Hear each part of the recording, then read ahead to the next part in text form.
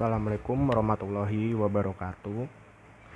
Saya Hanif Payuwaji dengan NIM 19103011124. Jadi di sini saya akan menjelaskan tentang FO2 max atau volume oksigen maksimal. Jadi volume oksigen maksimal itu adalah volume oksigen yang bisa ditampung oleh jantung ketika kita melakukan olahraga, atau volume oksigen maksimal yang bisa kita pompa atau oleh jantung saat melakukan olahraga. Kemudian pada saat kita berolahraga itu otot-otot kita itu akan bekerja dan berkontraksi. Nah, hal itu membutuhkan oksigen, dan oksigennya itu bisa sampai ke seluruh otot-otot kita itu karena dipompa oleh jantung. Kemudian ketika seseorang mempunyai volume oksigen maksimal yang cukup tinggi, maka jantung itu akan jarang sekali memompanya. Volume oksigen maksimal bisa menjadi parameter kebugaran jantung dan paru-paru. Seseorang yang mempunyai volume oksigen maksimal yang rendah, biasanya ia akan cepat sekali lelah saat berolahraga, karena jantungnya itu dia itu akan memompa lebih cepat. Kemudian bagaimana sih cara meningkatkan volume oksigen maksimal? Cara meningkatkan volume oksigen maksimal itu salah satunya dengan cara melakukan latihan endurance atau latihan aerobik dengan durasi yang panjang, latihan interval training, latihan kekuatan otot. Nah, ketika otot kita kuat, maka kebutuhan oksigen itu semakin sedikit dan berfungsi lebih efektif. Kemudian pola gerak kita itu juga akan semakin bagus. Kemudian latihan meningkatkan volume oksigen maksimal itu ada beberapa cara. Yang pertama itu dengan cara melakukan peningkatan kardio atau peningkatan kapasitas oksigen dengan cara sprint. Metodenya 4 kali 4 menit kali 4 menit. Artinya apa? Artinya dalam waktu 4 menit kita itu harus mencapai jarak 1 km.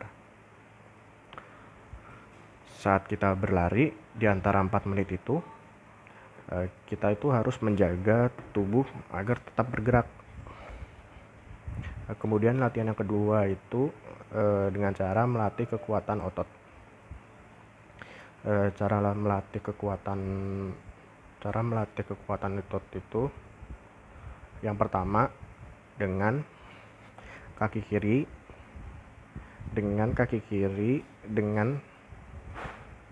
dengan gerakan lunges kombinasi strength dengan kaki kiri 10 kali dan dengan kaki kanan 10 kali. Nah, itu kita ulangi sebanyak 5 kali. Kemudian di antara 5 step tersebut itu kita kombinasikan kembali dengan gerakan push up sebanyak 3 kali ke kanan dan 3 kali ke kiri. Kemudian kita kombinasikan kembali dengan gerakan loncat-loncat sebanyak 5 loncatan secara bolak-balik, dan kita kombinasikan kembali itu dengan gerakan squat. Kemudian di sini saya akan menjelaskan bagaimana sih cara mengukur volume oksigen maksimal. Cara mengukur oksigen maksimal itu dengan rumus volume oksigen maksimal sama dengan 15 dikali denyut jantung maksimal dibagi denyut jantung pada saat kita beristirahat.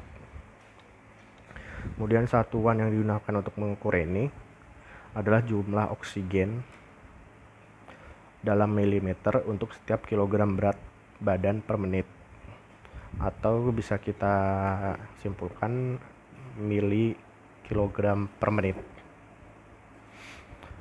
Di sini saya ambil contoh seseorang yang memiliki heart rate maksimalnya itu 195. Kemudian heart rate pada saat kita beristirahat itu 80. Kemudian kita masukkan ke rumus yang tadi saya sudah sebutkan rumusnya, yaitu 15 kali heart rate maksimal kemudian dibagi dengan heart rate pada saat kita istirahat. Kita masukkan 15 dikali 195 dibagi 80. Bisa kita dapatkan 195 dibagi 80 itu 2,44. Kemudian 15, kemudian kita kalikan 15 dikali 2,44 itu 36,56. Nah, itu adalah rumusnya. Nah, itu adalah hasilnya 36,56 36,56 mili kilogram per menit.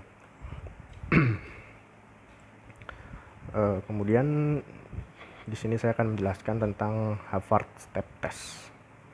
Jadi apa sih Harvard Step Test itu? Harvard Step Test itu digunakan untuk mengetahui tingkat kebugaran jasmani.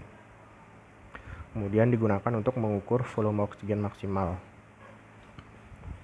Kemudian Harvard Step Test ini dilakukan dengan cara naik turun tangga atau bangku selama 5 menit dengan irama metronom 120 per menit. Kemudian istirahatlah dengan duduk dan dilakukan pengukuran nadi pada menit pertama, kemudian pada menit kedua, dan pada menit ketiga selama 30 detik. Kemudian bisa kita masukkan rumus, yaitu rumusnya durasi NTB-nya itu per detik, kemudian kita kalikan 100 dibagi 2, kemudian kita jumlahkan denyut nadi 1 pada menit ke-1, kedua, dan ketiga. Kemudian pelaksanaannya itu misalnya kita membutuhkan bangku yang mempunyai tinggi 50 cm. Kemudian irama langkah pada waktu naik turun bangku adalah 30 langkah per menit. Jadi satu langkahnya itu satu langkah setiap 2 detik. Nah, kan satu langkah itu kan terdiri dari 4 gerakan. Yang pertama, salah satu kaki diangkat. Yang kedua, kaki kiri diangkat. Kemudian kaki yang pertama tadi menginjak itu diturunkan. Kemudian yang keempat itu kaki yang kedua tadi menginjak itu diturunkan. Kemudian ganti langkah diperbolehkan tetapi tidak lebih dari 3 kali. Kemudian supaya irama langkah itunya stabil, maka digunakanlah alat metronom. Kemudian NTB ini dilakukan selama 5 menit. Saat aba-aba stop, tubuh harus dalam keadaan tegak. Kemudian duduk di bangku tersebut dengan santai selama 1 menit. Kemudian hitung denyut nadi orang tersebut selama 30 menit. Kemudian dicatat sebagai DN1. Kemudian 30 menit kemudian dihitung kembali itu sebagai DN2. Dan 30 menit kemudiannya itu kita hitung lagi, kemudian akan menjadi DN3. Kemudian setelah mendapat DN1, DN2, dan DN3, kemudian data tersebut kita masukin tuh dalam rumus indeks kebugaran, yang selanjutnya dikonversikan sesuai rumus yang dipilih. Kemudian apabila tes tidak kuat melakukan NTB selama 5 menit, maka waktu lama NTB tersebut dicatat. Lalu DN-nya diukur atau dihitung sesuai dengan petunjuk pengambilan DN tersebut. Kemudian indeks kebugaran kategori kebugaran itu tingkatannya di bawah 55 itu jelek, kemudian di antara 55 sampai 64 itu kurang dari rata-rata, kemudian 65 sampai 79 itu rata-rata, 80 sampai 89 itu baik, kemudian di atas 90 itu baik sekali. Nah, sekian penjelasan tentang volume oksigen maksimal dari saya, kurang lebihnya mohon maaf. Assalamualaikum warahmatullahi wabarakatuh.